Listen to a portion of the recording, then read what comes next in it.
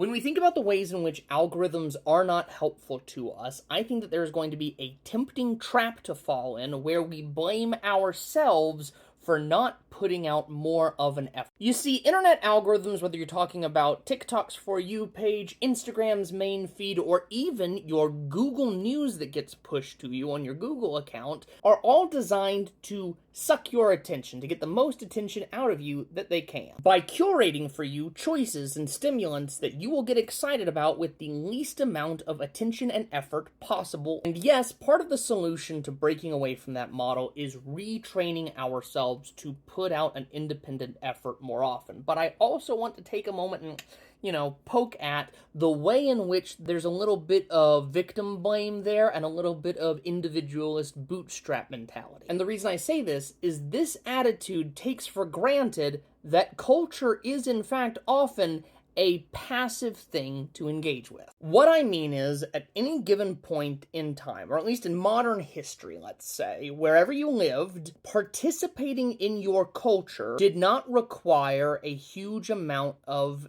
active curiosity. Like, you did not have to wake up every day and say to yourself, what does the world look like today? I must learn everything. You didn't have to seek out every bit of information about what was happening. There were structures in your life that actually fed that information to you. Some of these are advertiser-based media, right? Like if we're thinking about Western culture throughout the 20th century or even the late 19th century, you're thinking things like radio, magazines, newspapers, television. All of these things come with a scheduled time in our day where we're going to interact with them. But this takes for granted other cultural structures, like conversations with your neighbor and with your coworker and with the consumer who comes to your work that day and holds a conversation with you before making a purchase.